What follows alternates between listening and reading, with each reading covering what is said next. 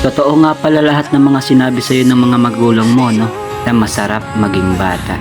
Sabi ng nanay at tatay mo, habang bata ka pa nak, sulitin mo na lahat. Habang kaya pa namin mapag-aral ka, mag-aaral ka ng mabuti nak. Huwag kang tutulad sa amin na walang natapos dahil wala ang kakayahan yung mga magulang namin noon na pag-aralin kami.